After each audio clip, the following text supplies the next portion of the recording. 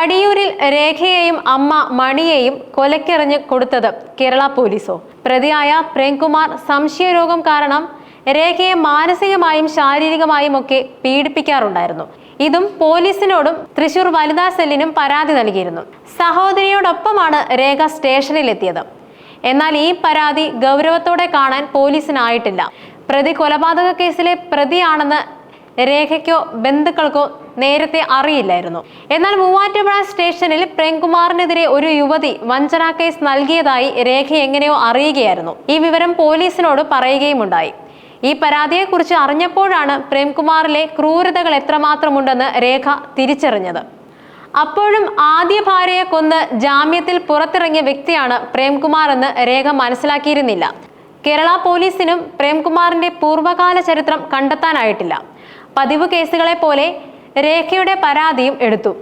അന്ന് രേഖയുടെ പരാതിയിൽ കേസെടുത്ത് പ്രേംകുമാറിനെ അറസ്റ്റ് ചെയ്തിരുന്നുവെങ്കിൽ പടിയൂരിലെ ഇത്തരത്തിലൊരു കൊല ഒഴിവാക്കാമായിരുന്നു. പ്രേംകുമാറുമായി ജീവിക്കാൻ കഴിയില്ലെന്ന് ഉറപ്പായതോടെയാണ് രേഖ ബന്ധമൊഴിയാൻ തീരുമാനിച്ചത്. സഹോദരിയെയും കൂട്ടി പോലീസ് സ്റ്റേഷനിൽ പരാതിയും നൽകി. ശേഷം പോലീസ് ഉദ്യോഗസ്ഥരുടെ നിർദ്ദേശപ്രകാരമാണ് രേഖ വനിതാ സെല്ലിൽ പരാതി നൽകുന്നത്. പ്രേംകുമാറിനൊപ്പം ജീവിക്കാൻ താല്പര്യമില്ലെന്നും ജീവന് പോലും ഭീഷണിയാണെന്നും രേഖ പോലീസിനോട് പറയുകയായിരുന്നു. എന്നാൽ പോലീസ് രണ്ടുപേരെയും സ്റ്റേഷനിൽ വിളിച്ചു വരുത്തിയ ശേഷം കൗൺസലിംഗ് നൽകാമെന്നാണ് പറഞ്ഞത്. എന്നാൽ കൗൺസലിംഗ് വേണ്ടെന്നും പ്രേംകുമാറിനൊപ്പം ജീവിക്കാൻ കഴിയില്ലെന്നും രേഖ ഉറപ്പിക്കുകയായിരുന്നു. പരാതി നൽകിയതിൽ പ്രേംകുമാർ എന്തെങ്കിലും പ്രശ്നമുണ്ടാക്കുമോ എന്നും രേഖയും ഭയന്നിരുന്നു. ഈ വിവരം പോലീസിനോട് പറഞ്ഞപ്പോൾ കുഴപ്പമൊന്നും ഉണ്ടാകില്ലെന്നായിരുന്നു പോലീസ് പറഞ്ഞത്. സ്റ്റേഷനിൽ നിന്നും തിരികെ വന്ന ശേഷവും രേഖ സഹോദരിയുമായി സംസാരിക്കുകയും ചെയ്തു. പ്രേംകുമാറിനൊപ്പം ജീവിക്കാൻ താല്പര്യമില്ലെന്ന് പറഞ്ഞിട്ടും കൗൺസലിംഗ് നൽകാനായിരുന്നു പോലീസിന്റെ നിലപാട്. ഇയാളെക്കുറിച്ച് പോലീസ് അന്വേഷണം നടത്തിയിരുന്നെങ്കിൽ രേഖയുടെ ജീവൻ നഷ്ടമാകില്ലായിരുന്നുവെന്നും സഹോദരി മാധ്യമങ്ങളോട് പറഞ്ഞു.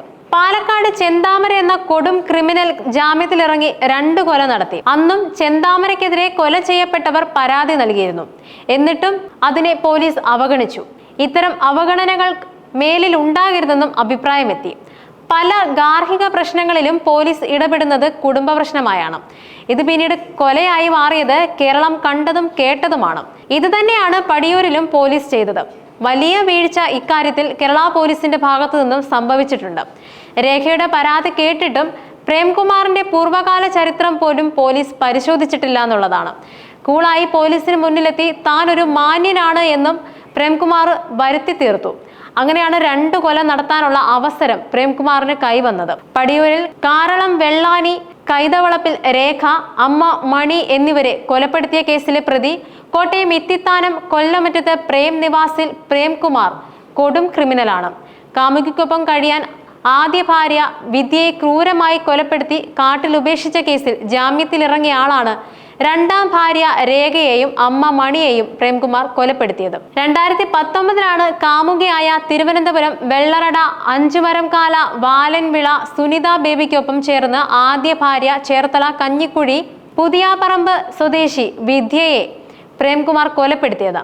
39 വയസ്സായിരുന്നു വിദ്യയ്ക്കന്ന്. 2019 നടന്ന കൊലപാതകം ഉദയംപേരൂർ വിദ്യാ കൊലക്കേസ് എന്ന പേരിൽ വൻ വിവാദമാവുകയും ചെയ്തതാണ്. അന്ന് ഉദയംപേരൂർ നടക്കാവിൽ വാടകയ്ക്ക് താമസിക്കുകയായിരുന്നു പ്രേംകുമാറും ഭാര്യ വിദ്യയും. തിരുവനന്തപുരത്ത് സ്കൂളിൽ ഒന്നിച്ച് പഠിച്ചവരായിരുന്നു പ്രേംകുമാറും സുനിതയും. സ്കൂളിൽ നടത്തിയ റീയൂണിയന് ശേഷം ഇരുവരും അടുപ്പത്തിലാവുകയായിരുന്നു. തുടർന്ന് സുനിത ഹൈദരാബാദിലെ ജോലി ഒഴിവാക്കി കടയ്ക്കലിലെ ആശുപത്രിയിൽ ചേർന്നു. പ്രേംകുമാറിന് തിരുവനന്തപുരം പേയാട് ഓഫീസ് ഉണ്ടായിരുന്നു. അതിനടുത്ത് ഇരുവരും ചേർന്ന് വീട് വാടകയ്ക്കെടുത്തു. ഇത് വിദ്യ അറിഞ്ഞതോടെയാണ് അവരെ ഒഴിവാക്കാൻ തീരുമാനിച്ചത്. തുടർന്ന് സെപ്റ്റംബർ 20 പ്രേംകുമാർ വിദ്യയുടെ ഫോൺ എറണാകുളത്ത് നേത്രാവതി എക്സ്പ്രസ് ട്രെയിനിലെ കുപ്പത്തൊട്ടിയിൽ ഇട്ടു.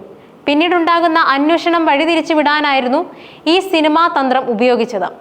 പിന്നീട് കഴുത്തിന് അസുഖമുള്ള വിദ്യയെ ഡോക്ടറെ കാണിക്കാമെന്ന് പറഞ്ഞ് തിരുവനന്തപുരത്തേക്ക് കൊണ്ടുപോയി. പ്രേമിന്റെ പ്രേരണയിൽ അമിതമായി മദ്യപിച്ച വിദ്യ ബോധം കെട്ട് ഉറങ്ങി. പുലർച്ചെ 2 മണിയോടെയാണ് കയർ കഴുത്തിൽ മുറുക്കി കൊലപ്പെടുത്തിയത്. മുകൾ നിലയിലുണ്ടായിരുന്ന സുനിത താഴെയെത്തി ഹൃദയമിടിപ്പ് പരിശോധിച്ചു മരണവും ഉറപ്പാക്കി. മൃതദേഹം ശുചിമുറിയിലേക്ക് മാറ്റുകയും ചെയ്തു. രാവിലെ സുനിത പതിവ് പോലെ ജോലിക്ക് പോയി. മൃതദേഹം മറവ് ചെയ്യാൻ പ്രേംകുമാർ ഒരു സഹപാഠിയുടെ സഹായം തേടിയെങ്കിലും ലഭിച്ചിരുന്നില്ല. മൃതദേഹം വൈകിട്ട് പ്രേമും സുനിതയും ചേർന്ന് കാറിൽ കൊണ്ടുപോവുകയും ചെയ്തു. സുനിത പിൻസീറ്റിൽ മൃതദേഹത്തിന്റെ തോളിൽ കൈയിട്ടിരുന്നു. തിരുനെൽവേലി നാഗർകോവിൽ ദേശീയപാതയിൽ രാധാപുരം നോർത്ത് വള്ളിയൂരിൽ ഏർവാടി ഓവർബ്രിഡ്ജിന് സമീപത്തെ കുറ്റിക്കാട്ടിൽ തള്ളി. ശേഷം വിധിയെ കാണാനില്ലെന്ന് സുനിതയ്ക്കൊപ്പം എത്തി പോലീസിൽ പരാതി നൽകുകയും ചെയ്തു. എന്നാൽ പിന്നീട് പ്രേംകുമാർ മുൻകൂർ ജാമ്യത്തിന് ശ്രമിച്ചതോടെയാണ് പോലീസിന് സംശയം തോന്നി വിശദമായ അന്വേഷണം നടന്നത്. തുടർന്ന് ഒളിവിൽ പോയ പ്രേംകുമാർ തന്റെ മൊബൈൽ ഫോണിൽ നിന്നും ഉദയംപേരൂർ പോലീസ് സ്റ്റേഷനിലെ പോലീസുകാരന്റെ വാട്സാപ്പിലേക്ക് "എനിക്ക് അവളെ കൊല്ലേണ്ടി വന്നു" എന്ന് ശബ്ദ സന്ദേശം അയക്കുകയായിരുന്നു. ബഹ്റൈനിലേക്ക് കടക്കാൻ പ്രേംകുമാർ ടിക്കറ്റ് അടക്കം തയ്യാറാക്കിയിരുന്നെങ്കിലും മക്കളെ അനാഥാലയത്തിലേക്ക് മാറ്റുന്നതുമായി ബന്ധപ്പെട്ട കാര്യങ്ങൾ വൈകിയതിനാൽ യാത്ര റദ്ദാക്കേണ്ടി വന്നു. പിന്നീട് മറ്റൊരു ദിവസം കുട്ടികൾക്ക് അഡ്മിഷൻ എടുത്തതിന് ശേഷം ബഹ്റൈനിലേക്ക് പോകാൻ പ്രതി ലക്ഷ്യമിട്ടെങ്കിലും അഡ്മിഷൻ എടുക്കാൻ അനാഥാലയത്തിൽ നിൽക്കുമ്പോൾ പോലീസ് എത്തി പിടികൂടുകയായിരുന്നു. ഇത്തരത്തിലൊരു പ്രതിയെയാണ് പടിയൂരിലെ പരാതിയിൽ പോലീസിന് തിരിച്ചറിയാൻ കഴിയാതെ വന്നത്.